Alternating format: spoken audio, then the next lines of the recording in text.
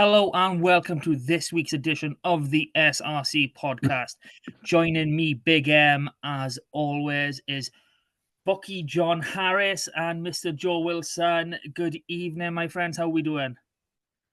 Doing good, Big M? Yep. Yeah, very good. Thank you. Yeah. Good. Well, I'm all good on this front. It's nice to be back. A strange week off for me. But, things happen. So let's dive right back into it. I'm going to come to you, John, just to start us all off. Aberavon, they won the game. They did. Back to winning ways. It was coming. I knew all along it was coming. Yeah, to be fair. Didn't know when. It could have been this season. It could have been next season. But it was definitely coming. No, you've looked solid in all aspects of your game, just not quite getting over the line. So, fair dues. I'm assuming you were in the ground for this one? Yes, it did make it long. We were supposed to be going to Brecon Railway, take the daughter along to that, but it got cancelled for landslide, I think the missus said. So they cancelled it. So I was like, well, if we're not going in, I might as well pop down and watch the game, innit? So, I've made my way along. I hope everyone's okay, but it worked out the best for you again. Yeah. So 34-18. 6-pointer. Yeah. I mean, this has been a good RGC side this year, so this is no mean feat. And barring your third try, where the restart, everything comes through your set piece. Everything was in a few phases of either your line out or your maul. It's it's quite a weapon going forward, isn't it? Yeah. Yeah, the scrum as well was very strong on Saturday. Like, we got some good field position from scrum penalties. Every scrum that first half was resulting in a penalty, and every RGC scrum was almost getting shoved off it. So they did well to get the ball in and out very quickly. I was feeling good about getting a result out of this game, but I was quite surprised and impressed by how they won. They just because as we say, RGC have been very impressive this year. Most impressive them and Carmarthen of anyone.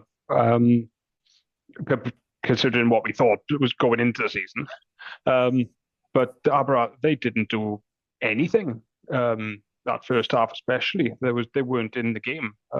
We've given them an interception. And then we've switched off. They've scored a nice try off a pre-work line-out move as well.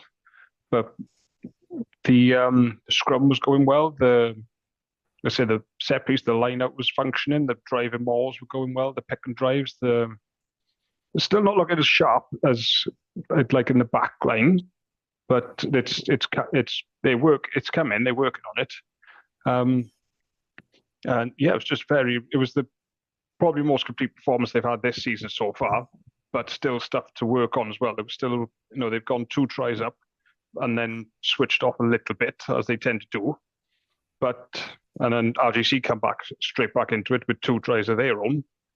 But then we go get one straight off after they had tried to go back in front.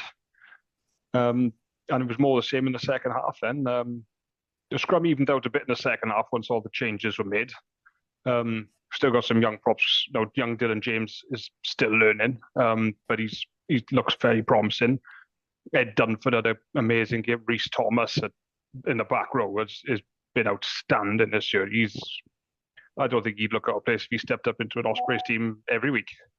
Him and Ashton Evans in the back row, I think, nailed down 6 and 8 in that pack.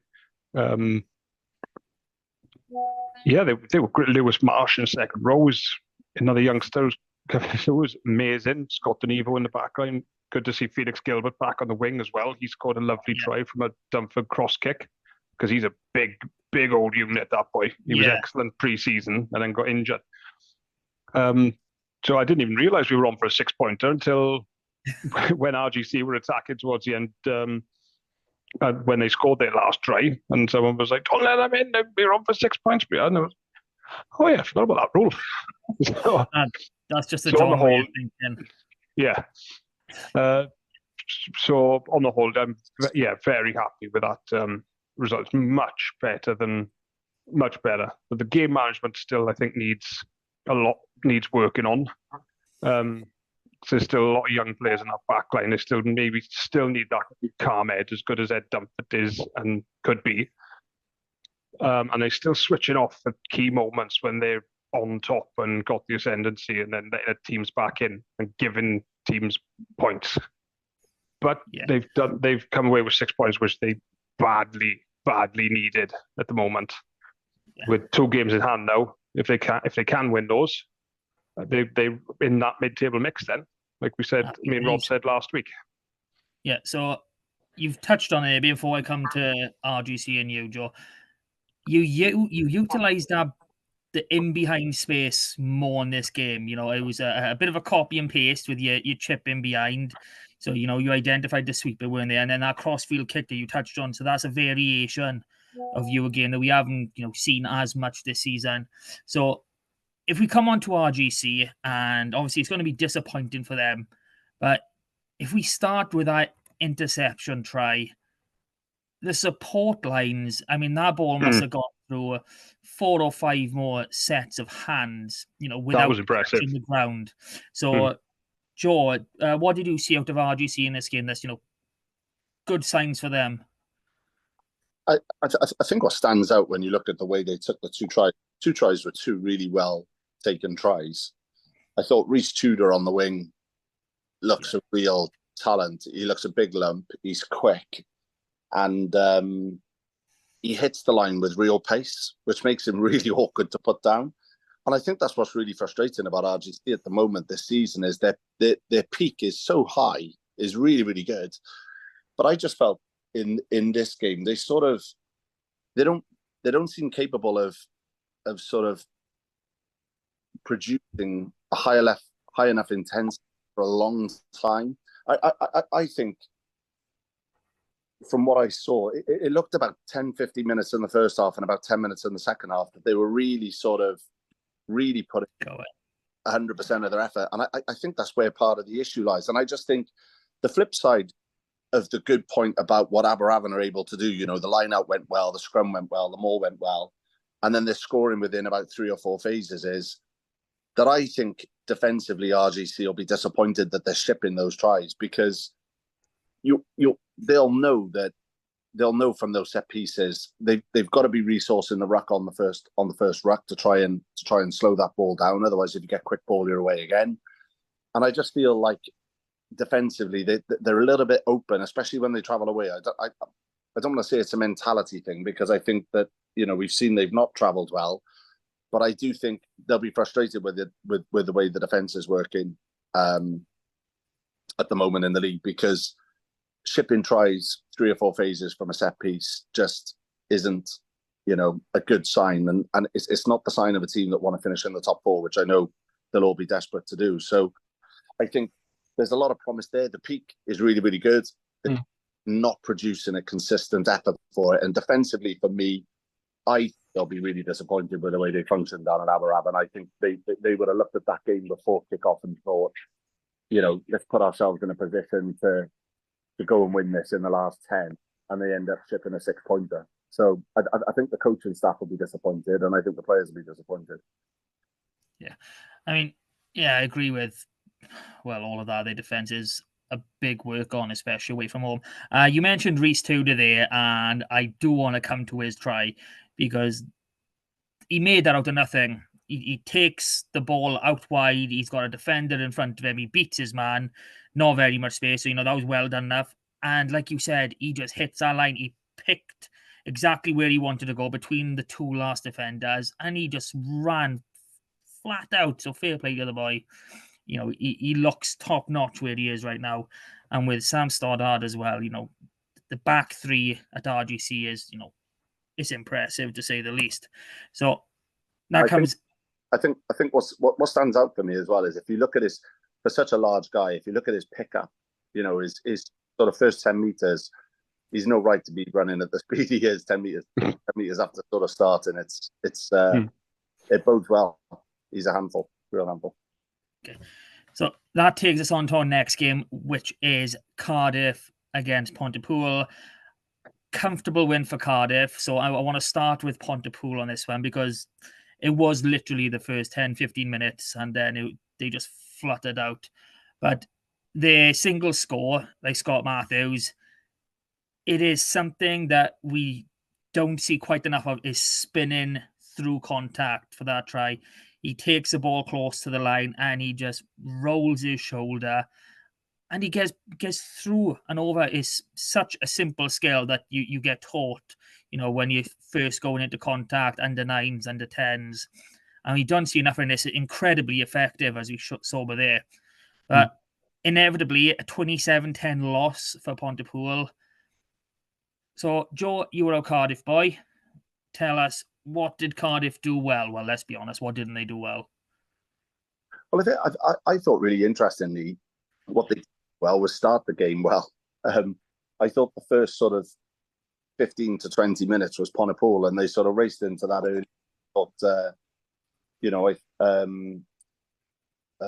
what's the 10's name? Meek was pulling the strings. They were getting a platform. And that Pontypool pack, they're a competitive pack, so I knew this wasn't going to be a massive blowout for Cardiff. That and I'd spoken to Dan Hill in the week in the lead up to it with the Cardiff Schools game, and he was sort of quite bullish about the fact that Pontypool pack were going down there to do a number on the Cardiff pack, and I think in fairness to them, that sort of first 15-20 minutes, that's exactly what they did, and I think Poole they were proving difficult for a team for Cardiff to get hold of and to work out. But we've said it a number of times. I think where Cardiff are sort of separating themselves from the rest of the league at the moment is they seem to be able to find a way to stop the opposition. It may take them, 50, 60 minutes, but they seem to find a way to slow or stop the opposition. And then they finish really, really well. The second halves they're learning and the last 20s they're learning. And I think, Pontypool will be gutted that they didn't sort of kick on from that early start and really sort of double down and take advantage. But the one player that I wanted to pick out in this game, who I thought was outstanding, was Harry Wild. I just felt like he was overawed by the physicality to begin with because he's not a Big Ten. But he reminds me a little bit of Gareth Davis back in the day, the Gareth Davis that played for Cardiff. He's just got he's got great vision, great creativity, and I think Fishy's given him the life to really sort of push on and try stuff. And what really sort of stood out, his decision making was spot on, his timing was really good, and his passing width. He just sort of pings these passes really close to contact out wide, and the blitz defenses, if you're sort of playing one, are getting picked off, and it's hitting these really quick wingers in Towie Cross and Tom Bowen, and they did it all season. But those wingers are not scoring those tries if they haven't got a 10 feeding them that ball. And Harry Wild in this game, I thought he was outstanding. Really, really, really good talent. Yeah, I mean, it was a talking point for us in the first few games. I think it was 4 games in a row where you had different starting 10s. And it wasn't even a case of start one week, bench 1 week. So it was 4 completely different 10s. So Wild has got that shirt now and it seems to be his. And we all know how good Dewi Cross is. We know how prolific he is. But that he had no right to score that first try. It was, they say beat a man in a phone box. He beat him in a shoebox. There was no space there whatsoever. I have no idea how he managed to cross our line. Just absolutely outstanding finish. And something that Cardiff are just doing incredibly well. The basics, their presentation and their recycling skills are just superb. Like I said, these are things you get taught early on, and that's because of how important they are. Getting your body shape right, stretching as far as you can to present that ball away from the defender. And they just worked wonders. It was sublime in the lead up to Tom Bowen's try, just the ability to move that ball fast. I mean, this Cardiff side is impressive, and I hate saying those words. But it's going to be interesting to see who comes to topple them. So 27-10 winners, 6-pointer. They're going strong. So we travel a bit further west now. Llandovery at home to Bridgend. And once again, Bridgend start really fast, and Ed Howley just, he walks over Maynard for that to get the first score of the game. There's no other way to describe it.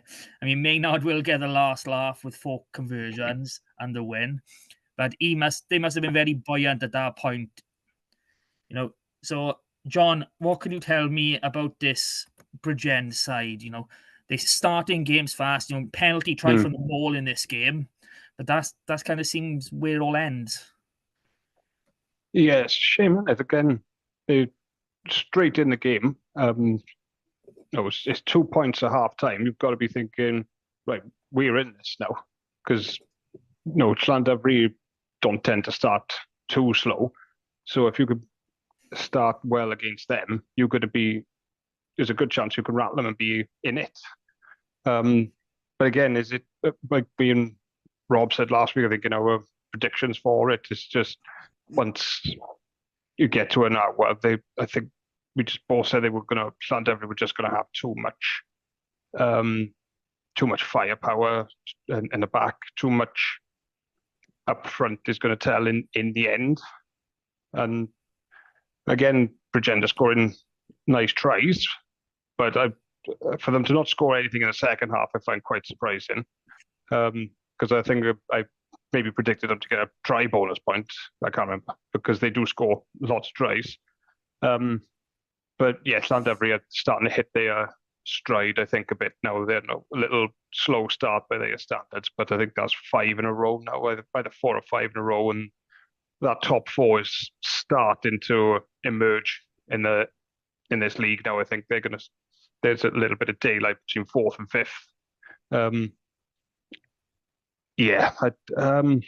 I think Bridgend will be disappointed they haven't come away with something. I would have thought, if you're going up, I think we're going to get at least a bonus point out of this from somewhere if it's losing or 4 tries. But it's job done for Llandudno, and you couldn't do it more paint by numbers. 4 tries, 5 points. 4 tries, 4 conversions. Job done. I think Bridgend they need their confidence back, I think, from somewhere. And I don't know where it's going to come from, unless they play Swansea soon. But they've already done that twice, haven't they? So you're not wrong, but yeah. So Llandudno went into the half at the lead 14-12, courtesy of a 250th appearance try by Panda Aaron Warren. And I liked this. It was an offload literally on the gain line. And again, he just picked his line and shot straight through, something that, again, we've seen, certain wingers in this league, Derry Cross, Lloyd Lewis, Aaron Warren, these boys have been doing it for years, and it is great to see. And you talked about Llandudno's power, a maul try, which, we'll come on to someone else that does a lot of maul tries in a bit. And then the final one was just pure battering of that try line to get it done. So, Joe, this Llandudno side, are they starting to peak, or are they still in second, third gear? I didn't actually feel that they got out of second gear in this game. I mean, they've won it convincingly by 16 points, but I thought Bridgend sort of started well. And when you teams in there enjoy going down to the Drovers and playing on that carpet, Bridgend are one of those teams. They're a very fast, very skillful side. They're statistically more likely to try and keep the ball on the deck a little bit more than a lot of other sides.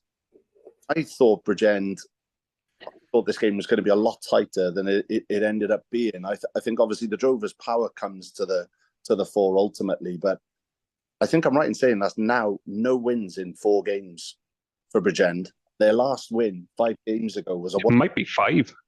1-pointer against Aberafan, 29-28. So I think whatever's going on down there, they've got to get a grip of it, because you could point to 1 or 2 games and say, oh, there's a lack of game management there. When you get to sort of 4 games on the bounce where you haven't won, and you only just won the other one by a point, I think you've got to start looking at some of the leadership there and just saying, you've those boys in the pack have got to get a handle on the game. They've got to give you a foothold in the game, and you've got to get parity of possession. And I just don't think I felt it before. I could never see Drovers losing it, but I thought there'd be one score in it. And I think the fact that there isn't, Bridgend for me looked the opposite of Aberavon. I think Aberavon have used this break really well. I know Jason Hyatt spoke about, they've been away and looked at a lot of the learnings around the game management piece. And I felt that came to the fore the other night against Aberavon. Bridgend are the opposite.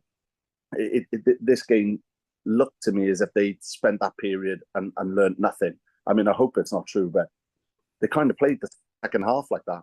They just hadn't learned anything from what had happened in the previous 3 games before the break. So hopefully they're working on it and the work comes on in the later games. But they'll be really disappointed with that by way of a return second game in. And I just think, like you say, that the fact that they haven't scored in the second half is bitterly disappointed with the talent that they've got on the pitch. I think, you would have. I felt with the talent they had on the pitch, they would have scored 4 tries. I could see it being a 5 tries to 4 try game, but they just didn't get anywhere near it. And I think Llandovery, without moving into top gear, just suffocated them out of the game, really. Yeah. So 28-12 win for Llandovery, 6 points comfortable in the bank. Let's go back down the other side of the country for Newport at home against Carmarthen Quins. 31-20 winners Newport. Quins didn't really get going until the second half. So I do firmly believe the fact that it wasn't a 6-pointer for Newport is a massive positive for the Quins, and it shows, the progression that we've seen in them this season. Couple of nice tries. The first one came from a nice break from the scrum, from the back of a scrum. Lovely support line. Pop off a floor and boom, he's over. And the second one again, another winger, Ivan Davis. Literally, he takes the ball going backwards, beats his man, and he's got a simple 2-on-1 to go over. So, they're being clinical when they're asked to. It's just, can they repeat that for longer periods in games? Now, if we talk about Newport, I mean, wow. In an attacking sense, they did absolutely everything at 100 miles an hour. And it is frightening.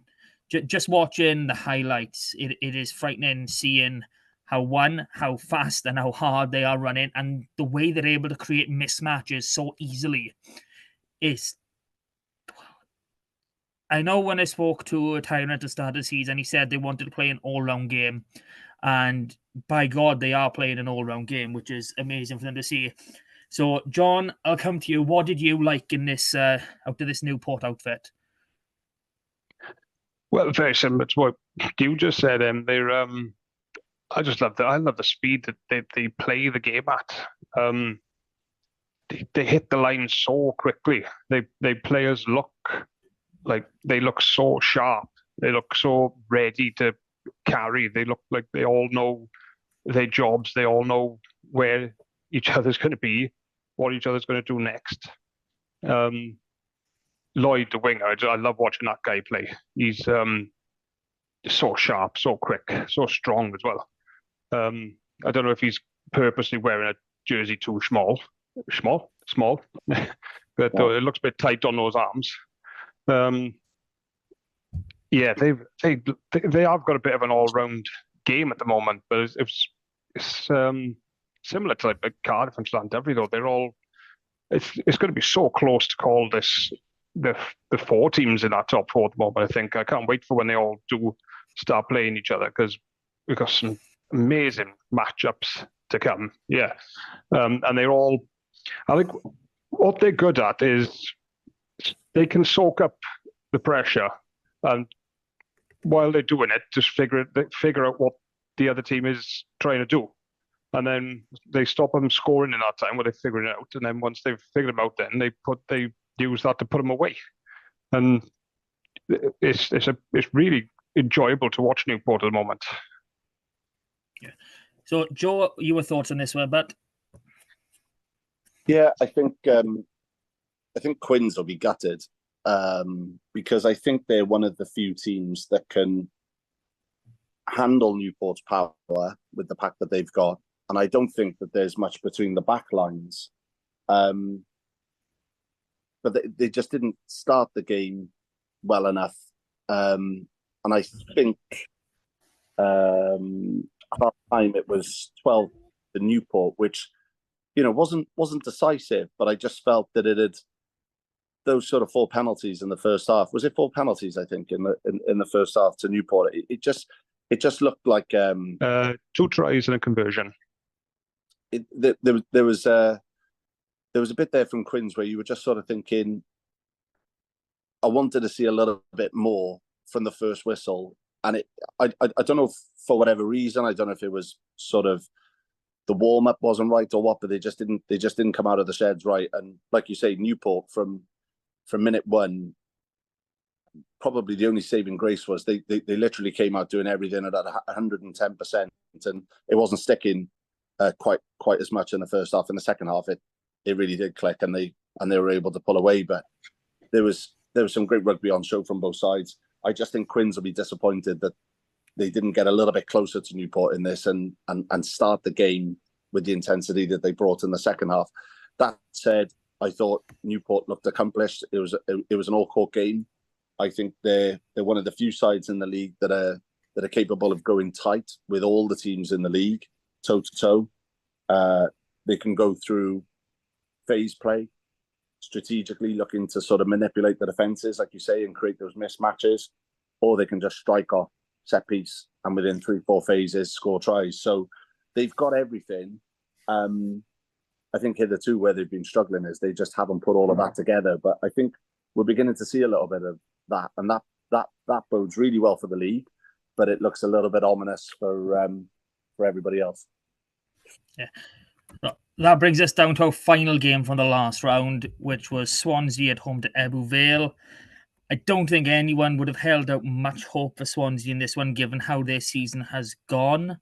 So a 40 points to 20 loss isn't as bad as it might seem on paper for them. They got 3 tries, admittedly one quite late on, but they scored from the back of a maul, and with the other 2 tries, they've created space and they've executed it well. So they have what it takes to get over the line. They're just not producing it often enough. And, we're talking about a Swansea side just, missing a lot of the key players, especially the ones we spoke about earlier in the season. So, Morgan Morse and Luca Giannini, 2 back rows who are incredibly well. They're both not involved at the minute. So there's still a lot to come out of this Swansea side. I don't know what you boys thought about Swansea. One thing we do have to note is that they had a new boy in their lineup. Oh, we lost our host. Oh, there he is. Where did I cut off to then? New boy. Yeah. One thing we have to note is they have a new boy in Yayan Cornelius, who's just signed for the Ospreys. Welsh qualified, Australia, New Zealand. I'm not quite sure which one's which, but he took his try incredibly well, so that will bode well for them. Mm-hmm. Onto the away side, Ebbw Vale. It is just pure forward domination at the minute. They're playing an 8-man game, and to say it's working is a massive understatement. I think every single one of their tries has come from the forwards. I know the scrum pushover for it was Ryan Jenkins is just a thing. I showed that to the boys in work when I watched it. Yeah, I was like, "Oh, look at that!" It's just something else. So, Joe, tell me, do Ebbw Vale have any? Do they have weakness in the back line, or is it just a case of the forwards are so good, just let them take care of it?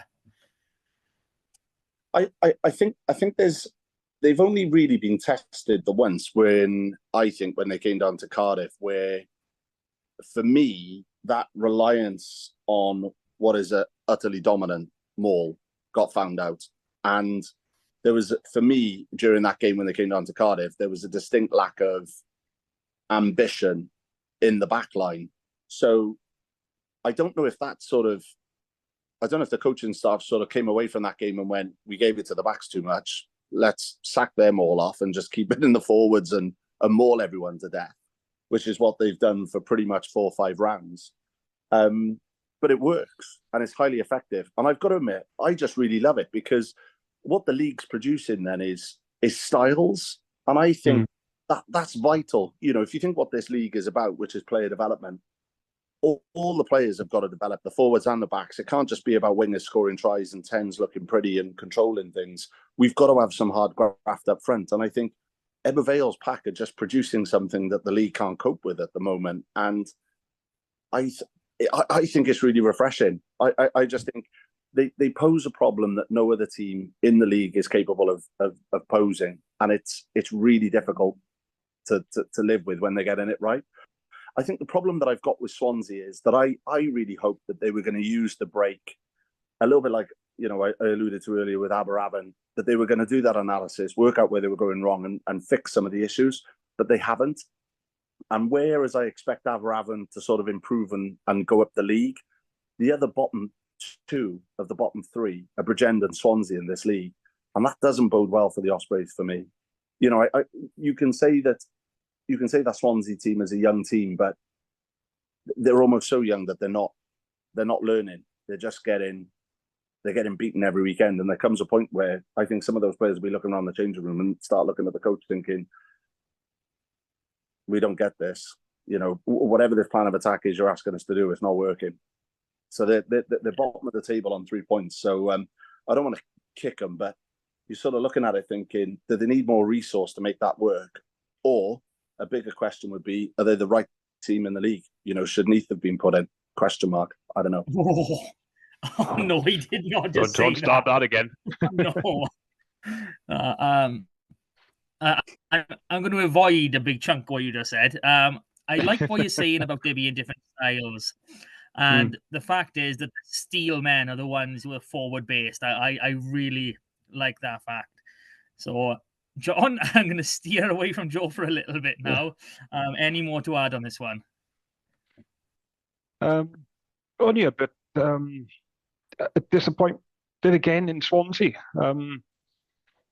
Because one thing I noticed about Eberville when we played them at the first game of the season, and you know, we got a strong pack, we've got a strong scrum, and we were out muscled and out scrummaged when we went up there. But when we started throwing the ball around and moving it about, you can hurt Eberville. And I was thinking, well, I was hoping that maybe Swansea could have got a point out of this at home with some of the players they have in their back line. I thought if they just throw it about then, because they're not going to go toe to toe with that pack up front.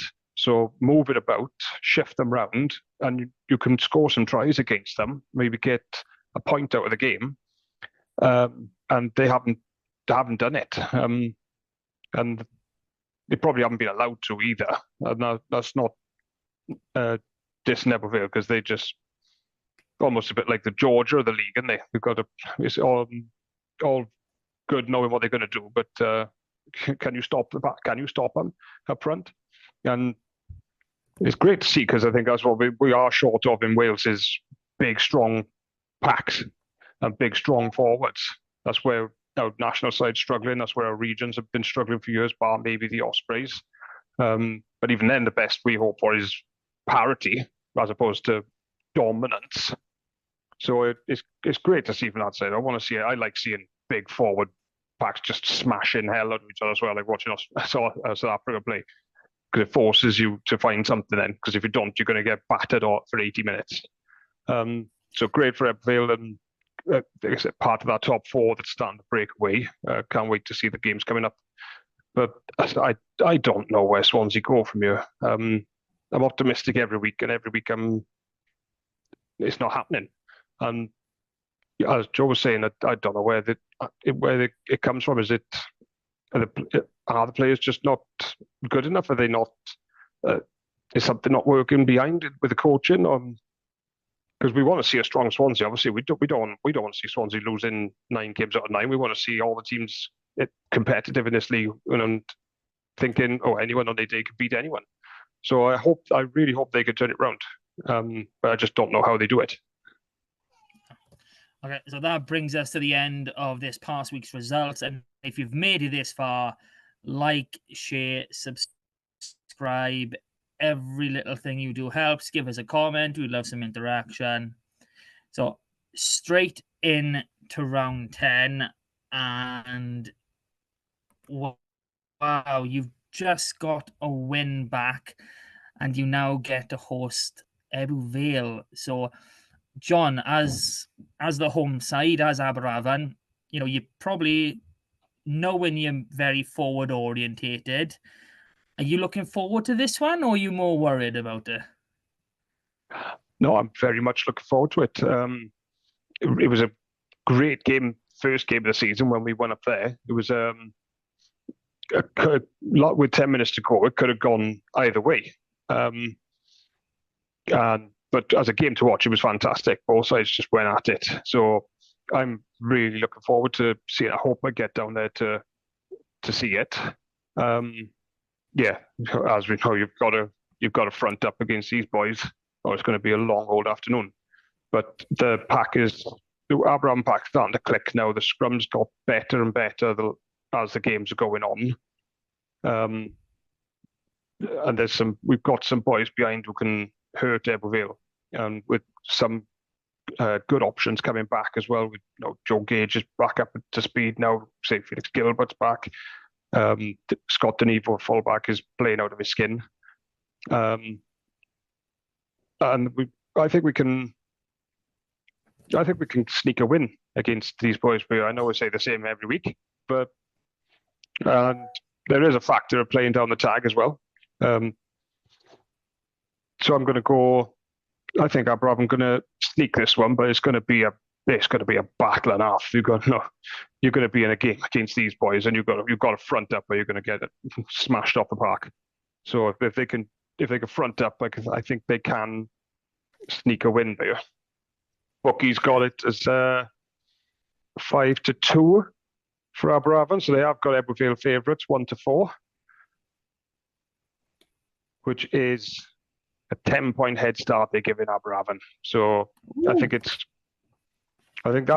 generous, but yeah. I'm going for an Aberavon win here, but it's going to be a one score or a single digit if it is. Yeah. I mean, I'm with you. I do think this is going to be a tighter game than some people are predicting, but I am going to sway towards Ebbw Vale. I don't quite see Aberavon as being there yet. If we were talking, back end of December, once you've had a bit of a run on a high, I would probably back you, but at the minute, I'm sorry, my friend. So, Joe, over to you. I understand.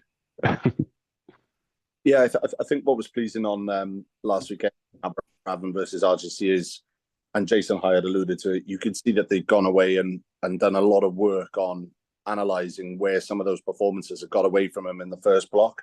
I just think what you've got here is, in Ebbw Vale, a team that have got a weapon and they know how to use it. And I don't see Aberavon yet having the answers for this particular problem. I fully expect Ebbw Vale to finish in the top 4. I think that Aberavon will be competitive. I think there's probably only one score in it, maybe 10 points max. But I get to it. Yeah. Okay, so next game up is Bridgend against Newport. Now, we haven't really spoken very positively about Bridgend on this, so I doubt anyone's going to pick them for this game. But Newport are, like we've said, they bring in an all-round game, and they bring in an all-round game at a high level. And I don't think Bridgend are going to be the team to stop them, unfortunately. So, Joe, what's your take on this one? Is it going to be a blowout, or can we see something from Bridgend? Yeah, I think the first block for Bridgend was a highly skillful side. That was one of my takeaways, but also pretty ill-disciplined. We saw a couple of games where they just didn't. And for me, that's reflective of where they are as a team at the moment. I think when they get it right, they get it very, very right. When they don't get their way, they can be a little bit combustible. And Newport, in stark contrast, were grinding out wins in that first block without really producing anything greater than an 8 out of 10 performance. Whereas I felt that game the other day, if it wasn't an 8, they were pretty good, pretty well close to it in beating Quins. And that was because of the variation that they brought in their game. And I just think that variation is going to cause Bridgend a lot of problems. So for me, it's Newport by, I think it's Newport 6-pointer, unfortunately. Yeah. So, John, final word on this one. I'm sure you got some odds for us. Is it's going to be a massive shock and see a Bridgend win, or is it all Newport? Yeah, I think it's going to be Newport as well. Personally, I've been back in Bridgend, especially at home, but the way they've gone the last couple of weeks, they seem to have progressed, I think, slightly from how they started the season when I've been expecting them to kick on. The bookies, it's exactly the same odds as the Aberravon Ebbw game, actually 5-2 for Bridgend, 1-4 for Newport, 10 points with a handicap. And I don't think they're far wrong, but they're actually the bookies. I think it's going to be, if Bridgend could get any points out of this game at all, I think that'd be good for them. But I could see Newport possibly getting 6 points and not knocking Bridgend too much. Just Newport is so good, and I'm so impressed with them. I think what Newport's weapons are will work effectively against what Bridgend bring. So I'm going to go Newport and Newport 6 points. Something I forgot to mention is that this is a repeat of the first round, so all of these reverse fixtures have already happened, and Ebbw Vale won that first one and obviously Newport won against Bridgend. So Cardiff against RGC, it was a tight affair up in Colwyn Bay, and we've said a lot that RGC don't travel well, but they do tend to do all right on these artificial surfaces. So coming down to Cardiff, knowing that game probably got away from them, as good as Cardiff are RGC going to be chomping at the bit to try and right the wrong here? So Joe, as our resident Cardiffian, where can RGC really get at here? Yeah, I think the first thing that RGC will be looking to come down to do is they'll be familiar with the surface, so that's going to be a good leveler for them. They like playing on these fast, hard tracks, but I think they've got to be looking to get parity of possession if they're going to have a chance of winning this game. And I think that's going to be the crux of it for me. I think what Cardiff are proving very adept is whatever game plan or strategy you turn up with at Cardiff Arms Park, you've got to be able to execute it well in the first half, but then you've got to modify it in the second half, because otherwise this Cardiff team's learning on the hoof and they're coming up and putting you to the sword. So RGC are going to have to really produce a 9 out of 10, 10 out of 10 performance here. And in the second half, they're going to have to build upon it and build upon the first half. Sorry about that. But I think if there is a team capable of coming down to Cardiff and causing problems, it is RGC. They've got the back line to cause the problems, and they'll have a pack that's used to playing at the pace that Cardiff are used to playing at. So I can actually see this probably being one of the tighter games of the rounds, potentially, because both sides are used to playing on this surface. But I still think Cardiff in the end will probably, with them being at home, will just have a little bit too much. So I'm going to say Cardiff by 9. Yeah, it is hard to see past Cardiff in this game, and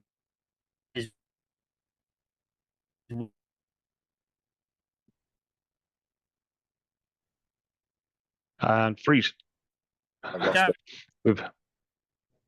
We're in and out.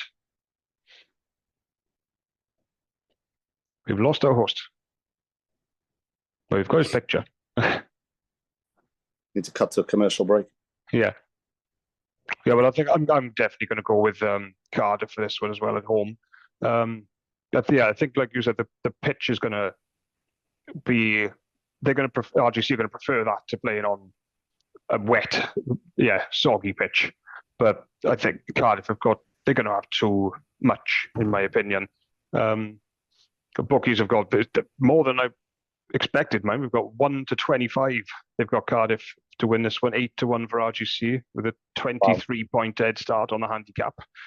I don't think it'll be that much. I don't think it's going to be 20 odd points, but I think Cardiff are going to be fairly comfortable winners. It's going to be, I think it will be a 5 to 6 pointer for Cardiff, especially at home. And like you said, they're so good at figuring sides out as well and what to do in the game and what they're going to do. So it's all good to be staying with them in the first half, but then you could be prepared for that second half because it's just relentless. They're going to come again. Yeah. So Cardiff for me. Yeah. So this is a bit of a boring week now. So everyone kind of picking the same. So. Llandovery against Pontypool, the first televised game of the season. Llandovery really snuck it at the end, 18-21 down there. And it's safe to say they've kind of gone on opposite paths since. We were raving about Pontypool after that first game. And they seem to have, dropped a little bit while Llandovery are finding, ways back. So I'll be nice and quick, nice and simple. Llandovery are going to pick up all the points in this one. So, John, straight back to you. Are Pontypool going to come out firing? Oh, they're definitely going to come out firing. Because that's what they do. They're going to front up and they're going to be physical. But I think at home advantage again on that fast track that Llandovery have now got is going to tell in that second half. I think it's going to be tight for an hour, and I just think Llandovery are going to have that extra bit of fitness, and just do what they got to do then to ease away in the last 20 minutes. Bucky's got 1-6 for Llandovery, 3-1 Pontypool. 12-point head start with a handicap. They're going for Pontypool, and I think that's about right as well. I could see Llandovery maybe picking up 6 points for this. I've got two scores in my head they're going to win by, but is that going to be, that could be 12 points, 14, 6. So it's going to be around there. I think the bookies are not far off. So Llandovery 5 points, and I can see Pontypool scoring 4 tries up there, because they do like to score tries. But Llandovery win, I think, for me. Yeah. So, Joe, Llandovery or Pontypool? Are we going to see a resurgent Pontypool? Yeah, and I think, to be fair, I think it's a difficult little block of games for them, for Pontypool, that you're playing Cardiff, who are top, and obviously Llandovery, who want to be challenging to be at the top at some point this season. So it's a difficult couple of games for them. But we know that their pack is going to give them enough possession during this game to win the game. It's just, I feel Llandovery, whereas in the first block we were talking about a couple of players coming back and those combinations had to play together, and then it was all going to, they'd all have to blend and produce a performance. I feel like everyone is back that they need to win this game, and I feel they're going to use this block to kick on and really click. So I've got Llandovery by 10. But it could be a little bit more than that. I don't think Pool are like these tracks at all. They want a slower, more physical game. And Llandovery, they're one of those packs that can cope with Pontypool's pack. And I think if Pool are, they've got to put in a 60, 70-minute performance. They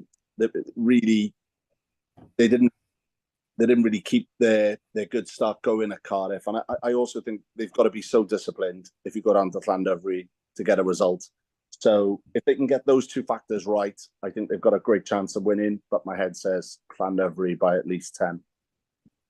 Okay, that's everyone for Llandovery. No surprises, really. Last game of the round is Swansea at home to Carmarthen Quins. The Quins winning the first fixture 39-29. in what was obviously a very high-scoring game. Mm. And again, we see glimpses from Swansea, but we're not seeing. I don't even think we've seen a 60-minute, performance from them yet. And Quins, even though they've lost against Newport in this most recent round, they lost quite impressively.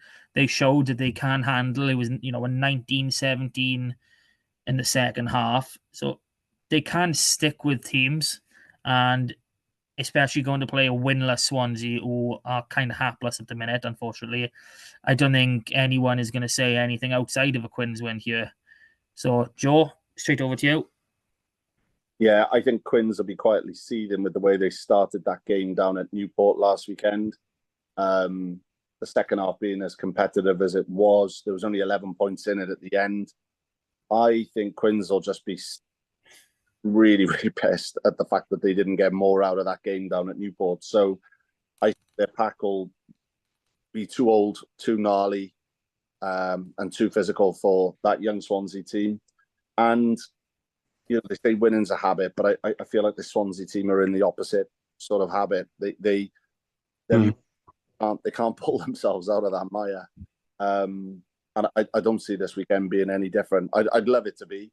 But for me, the big standout for me with Swansea, I find this more what they're doing without the ball. I said it in the first blocks. They're so passive. There doesn't seem to be. It's almost like they're waiting to either push the team into touch or to force a knock on. That's the only way they can see themselves getting the ball back, because I don't know what their turnover stats are, but I would imagine they're really, really low. And I don't understand if you're